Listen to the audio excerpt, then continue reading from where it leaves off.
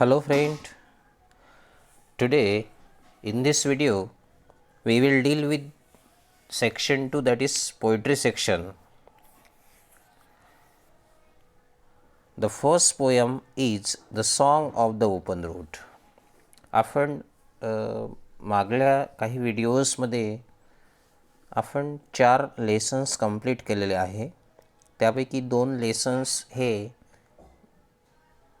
बोर्डकडून यावर्षीसाठी रद्द झालेले आहे.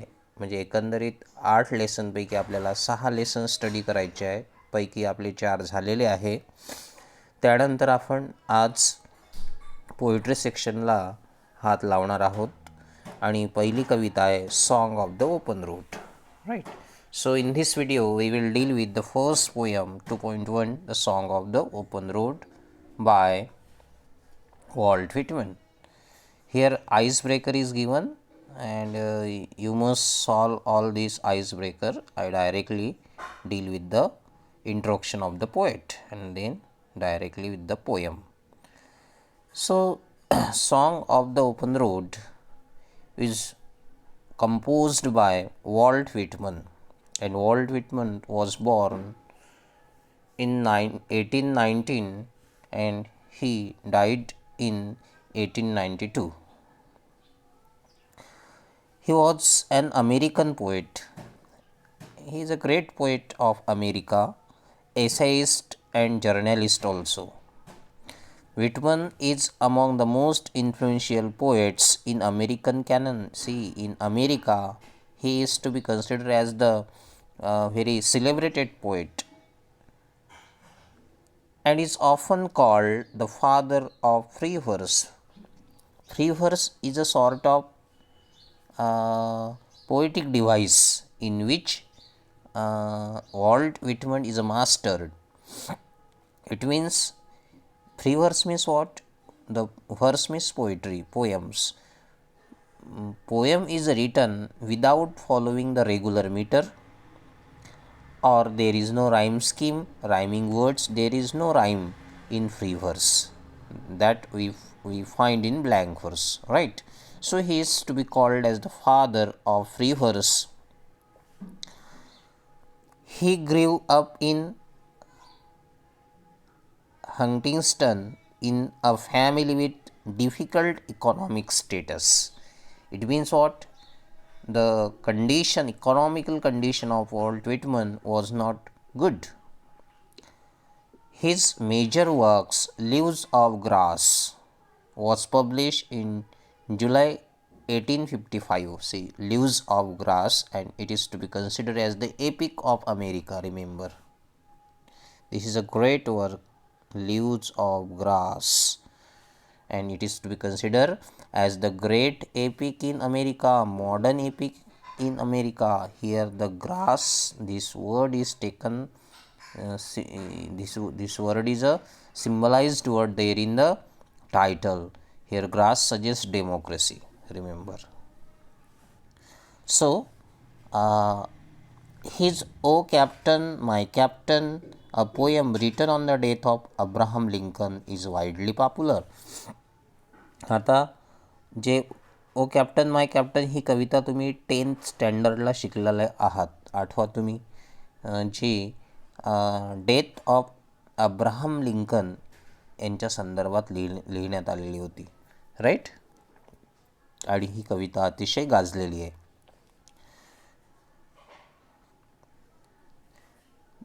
The section 1 of Songs of the Open Road from Leaves of Grass means this present poem, Song of the Open Road, is taken from the Leaves of Grass. Leaves of Grass is a collection of poetry. I already told you it is to be considered as the epic of America. तर Leaves of Grass या काव्यामधून ही कविता घेतलेली आहे. Is a beautiful blend of self-awareness. See the feature of the poem. Beautiful blend. Blend means mixture, or the ज्याला आपण mixture of self-awareness, free will and tenderness of heart. ह्या कवितेमध्ये काय काय आपल्याला दिसते? Features: blend of self awareness, means poet is aware about his on self. Free will म्हणजे एक मुक्त, he's powerfully free, and tenderness of heart. These are the aspects of poetry. It gives us poets realization that along the journey of life one will face a test of wisdom which is not tested in any school or university. See, very important point here. What it gives us, means poem gives us the poet's realization. म्हणजे कवितेमध्ये काय सांगण्यात आलेलं आहे? कवीला एका गोष्टीचा समज झालेला आहे, रिअलाइज झालेला आहे, that along the journey of life one will face a test of wisdom. जीवनातला प्रवास करत असताना प्रत्येकाला एक टेस्ट फेस करावी लागते. Face a test of wisdom. Wisdom एक शहाणपणा ज्याला आपण म्हणतो. प्रत्येकाला ज्ञान येत असते, समजत असते, रिअलायझेशन होत असते. ते वयानुसार म्हणा, वेळेनुसार म्हणा, किंवा एखाद्या इन्सिडेंटला धरून, प्रसंगाला धरून प्रत्येकाला एक सद्बुद्धी सुचत असते. Which is not tested in any school or university. आणि ते स्किल, ती विजडम कुठल्या स्कूलमध्ये, कुठल्या क्लासमध्ये, कुठल्या एक्झाममध्ये किंवा कुठल्या युनिव्हर्सिटीमध्ये टेस्ट केल्या जात नाही. ते प्रसंगानुसार, वेळेनुसार किंवा वयानुसार प्रत्येक व्यक्तीला एक शहाणपणा सुचत असतो. प्रत्येक शहाणपणा म्हणजे हा काही निगेटिव्ह अर्थानं घ्यायचा नाही आहे. शहाणपणा म्हणजे सद्बुद्धी म्हणू शकतो, एक वाईजनेस म्हणू शकतो. A road is something everyone uses, whether rich or poor. तो व्यक्ती गरीब असो, श्रीमंत असो, प्रत्येकाला एक रोड चूज करावा लागतो. And it forces all level of people to associate with another. It forces all level of people म्हणजे सगळ्या प्रकारचे सगळ्या लेवलचे जे लोक असतात, टू असोसिएट वन अनादर. सगळ्या प्रकारचे लोक आपल्याला भेटतात जीवनाचा प्रवास करत असताना. चांगले वाईट लोक येतात, फ्रेंड्स येतात, रिलेटिव्स येतात. त्यामधून आपण मार्ग काढत जात असतो. The road signifies mobility. Here mobility means the ability to move. म्हणजे रोड काय सिग्निफाय किंवा सिम्बलाइज करतो की ॲबिलिटी टू मूव्ह. आपल्याला वळायचं आहे, आपल्याला पुढे जायचं आहे. One can take the road as a point to start over towards something new. इथं रोड हा एक सिम्बलाइज्ड वर्ड घेतलेला आहे. याचा अर्थ कसा? As a point to start over म्हणजे सुरुवात करण्याची एक केंद्र आहे. तो सुरुवात करण्याचं एक ठिकाण आहे. जीवनाची सुरुवात करण्याची ठिकाण म्हणजेच रोड. टुवर्ड्स समथिंग न्यू आणि कुठल्या तरी नवीन गोष्टीकडे आपल्याला जायचं आहे. The song of the open road ही कविता आपण जर अल्फ्रेड टेनिसन नावाचा एक कवी आहे, इंग्लिश कवी आहे, त्या कवीच्या युलिसिस नावाच्या कवितेसोबत जर कम्पेअर केली तर बऱ्याचशा सिमिलॅरिटीज आपल्याला मिळेल. That Ulysses, this poem is also motivational one, inspiring one, which asks the readers to search this part of the world, that part of the world, and whatever places and cities and countries which we have not seen up till now, that poem inspire us to explore those cities and places. Similarly, the present poem we find some content. Whitman talks about the people and places. तो अशा काही लोकांबद्दल बोलतो, प्लेसेसबद्दल बोलतो. He argues against staying in one place for too long. Whitman एका ठिकाणी थांबण्यासाठी तो पसंती देत नाही आहे. He argues against staying one place for too long. एकाच ठिकाणी भरपूर काळापासून आपण थांबू नये. तर जग फार मोठा आहे आणि हा भाग, तो भाग आपण पाहायला हवा.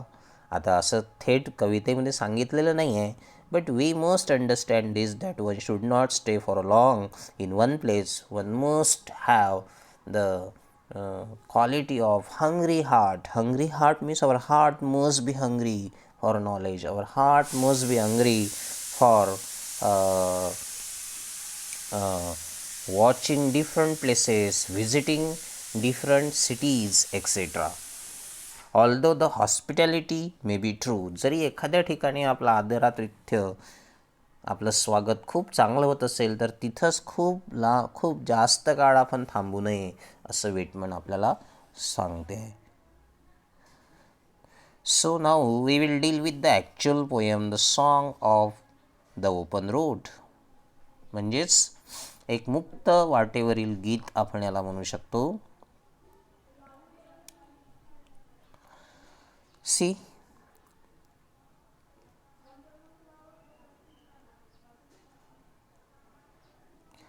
a foot and lighted heart, a foot and light-hearted I take to the open road. A foot means he is fully prepared to go, and light-hearted means I take to the open road. आपण म्हणू शकतो इथं healthy, free, the world before me, the long brown path before me, leading whenever I choose. पहा, आपण कवितेचं meaning एक एक शब्द घेऊन पाहूया. या कवितेत आपल्याला काय दिसून येते आहे की प्रवासाला निघालेला हा कवी आहे आणि त्याने आपले मनोगत एक ओपिनियन इथं मांडलेलं आहे. म्हणजे प्रवासाला सुरुवात करताना त्याला वाटणारी उत्सुकता त्याने नाट्यमय स्वरूपाच्या रूपात मांडलेली दिसून येते. आणि कवी मुक्त मनाने निघालेला आहे. He is free to go anywhere. आणि समोर येणाऱ्या समस्यांना, अडचणींना तोंड द्यायची त्याची तयारी आहे. आणि हा प्रवास म्हणजे जीवनाच्या प्रवासाचे एक रूपकात्मक वर्णन आपल्याला इथे दिसून येते आहे. Afoot and light hearted I take to the open road means he is fully prepared. What is the meaning of a foot means prepared to go somewhere else, and light-hearted means he is happy.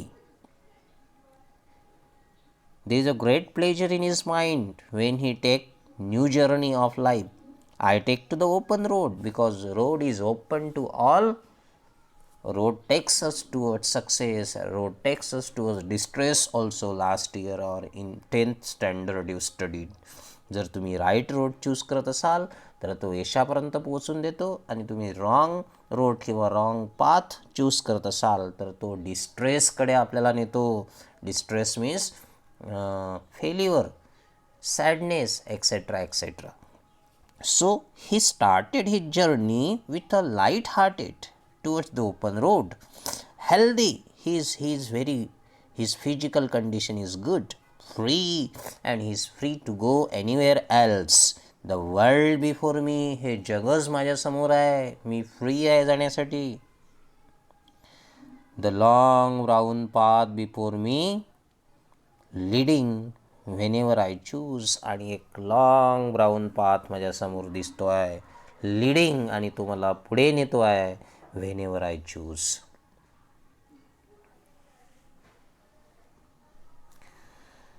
Henceforth I ask not good fortune. Henceforth I ask not good fortune. I myself am good fortune. See the confidence in the poet. What poet says? I ask not good fortune. He does not ask the God to give me good fortune. हे देवा मला good Fortune दे, माझा मार्ग हा सुखासमाधान असू दे, किंवा मला यश मिळू दे, असं गुड फॉर्च्यून तो मागत नाही आहे. I myself am good Fortune. This is a great confidence in the poet that he consider himself as a good Fortune. तो स्वतःला गुड फॉर्च्यून समजून घेतो आहे. Right. See the great confidence. Here he is open-minded. Poet is open-minded. In short, actually the poem is in the voice of the poet ready to start on a journey in the form of a dramatic monologue. Actually the poem is a dramatic monologue. Dramatic monologue means एक प्रकारचं एक poetic device आहे dramatic monologue म्हणजे. लिटरेचरमध्ये dramatic monologue हा एक प्रकारचा एक poetic device आहे in which what is there in dramatic monologue? A speaker goes on speaking. There are listener or there might no listener. There might be no listener. Only poet goes on speaking. If there are listener, they silently listen without giving any verbal or physical response. That is dramatic monologue. म्हणजे एक speaker बोलत जातो समोर listener असो अथवा नसो, आणि असेलही तरी ते व्हर्बली फिजिकली किंवा व्हर्बली रिस्पॉन्स देत नाही, फक्त ते ऐकतात आणि हा बोलतो. This poetic type is called as dramatic monologue. So present poem is written in a dramatic monologue. कळलं का तुम्हाला? ड्रामॅटिक मोनोलॉग म्हणजे काय? एक स्पीकर म्हणजे कवी म्हणू आपण इथं, तो फक्त बोलतो आणि ऐकणारे फक्त ऐकतात. ते व्हर्बल किंवा फिजिकल असा कुठलाही रिस्पॉन्स ते देत नाही. So here is also in the poem. त्यानंतर आपण म्हणू शकतो की the speaker speaks about his readiness to begins his journey.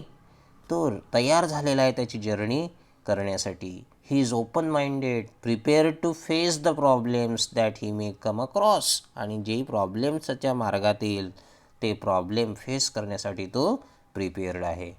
The journey is here metaphorical for the journey of life. म्हणजे जर्नी म्हणजे प्रवास म्हणजे काय, तर जीवनाचा प्रवास म्हणू शकतो आपण. The poet is also confident that he has the freedom to choose his own path. त्याला फ्रीडम आहे स्वतःचा मार्ग चूज करण्याचा. He does not feel good luck must favour him. He does not feel good luck must favour him. त्याला असं वाटत नाही की जे गुड लक म्हणतो आपण, जे एक चांगलं नशीब म्हणतो, नशिबानं त्याला फेवर केलं पाहिजे असं त्याला वाटत नाही. He will work hard and make his dream come true. I myself am good fortune. मीच गुड फॉर्च्यून आहे. म्हणजे मी चांगलं काम करेल. And you know that fortune favours the brave. Right, fortune favours the brave. Quotation आहे, एक म्हण आहे, फॉर्च्यून फेवर्स द ब्रेव. म्हणजे आपण त्याला मराठीत असं म्हणू शकतो की जो ब्रेव आहे, जो कष्ट करणारा आहे, जो मेहनत घेणारा आहे, त्यालाच फॉर्च्यून फेवर करत असते. Right. So henceforth I whimper no more, postpone no more. Whimper means here making complaining sound, making complaint about somebody else. Henceforth I whimper no more. कवीला कोणाची तक्रार पण नाही आहे. postpone no more, and he does not have any plan to postpone his journey because he has made up his mind to start on the open road, and that road must go towards success. Success in the sense he himself is a good fortune and he is ready to start his journey with great confidence, with free will, and need nothing, and he expect nothing also in the journey. And जेव्हा तो प्रवासाला सुरुवात करणार तर त्याला कशाची गरज पण नाही आहे, कशाची अपेक्षा पण घेऊन नाही आहे. Next line, done with indoors complaints, libraries, querulous criticism. See, he is no longer going to complain or delay. तो कुणाची कंप्लेंट करणार नाही आहे, डिले करणार नाही. He will now put his plans into action and he is no longer going to sit safe only complaining and not doing anything. त्याला complaint करायचीच नाही आता आणि त्याला ॲक्शन करायची आहे, त्याला प्लॅन करायचा आहे, तो निघालेला आहे. He will stop finding excuses for postponing. त्याला पोस्टपोन करायचं नाही आहे आणि एक्सक्युजेस काढायचे नाही आहे की याच्यामुळं मी जाऊ शकत नाही, त्याच्यामुळं जाऊ शकत नाही. He feels he is very strong enough to meet all the problems of life. त्याला असं वाटते कवीला की मी स्ट्रॉंग आहे, जे जीवनातल्या ज्या समस्या येणाऱ्या त्या फेस करण्यासाठी मी स्ट्रॉंग आहे. That may come in is way. Done with indoors complaint means actually या शब्दाचं मिनिंग आपण जसं काढू शकतो, म्हणजे भरपूर मिनिंग आपल्याला काढता येऊ शकते. Done with indoor complaints. Indoor means complaints actually म्हणजे ज्या घरगुती समस्या आहे, प्रॉब्लेम्स आहेत, जे कामकाज आहे, ज्या जबाबदाऱ्या आहेत, त्या पूर्ण झालेल्या आहे. Done with indoors complaint. Libraries querulous criticism. Here meaning is also given. Querulous means complaining, showing that one is irritated. Means ज्याला म्हणतो आपण सांसारिक ज्या समस्या वगैरे असतात त्या सगळ्या संपलेल्या आहेत त्या कवीच्या. Strong and content I travelled the open road. He has decided very firmly to start his journey on the open road. The earth that is sufficient. म्हणजेच हे पृथ्वी सफिशियंट आहे. म्हणजे आयुष्यातील सर्व समस्यांना सामोरे जाण्यासाठी आपण समर्थ आहोत असे कवीला वाटते. आणि हे सृष्टी, हे पृथ्वी आपल्या गरजा पूर्ण करण्यासाठी पुरेशी आहे. The earth is sufficient, right. त्यामुळे कुठल्या शुभग्रहांची त्याला गरज वाटत नाही की नशिबानं त्याला फेवर करायला हवं. आपल्या आयुष्याचा प्रवास स्वबळावर उत्तमरित्या पार पडेल याची त्याला खात्री आहे, याची त्याला विश्वास वाटतो आहे. कॉन्फिडंट कवी आहे. आणि म्हणून इथे शुभग्रह प्रभावशाली लोकांची आपल्या प्रगतीसाठी मदत घेण्याची त्याला आवश्यकता वाटत नाही आहे. He himself is sufficient to do his forthcoming journey. तो स्वतः पुरेसा आहे, कॉन्फिडंट आहे पुढचा प्रवास करण्यासाठी.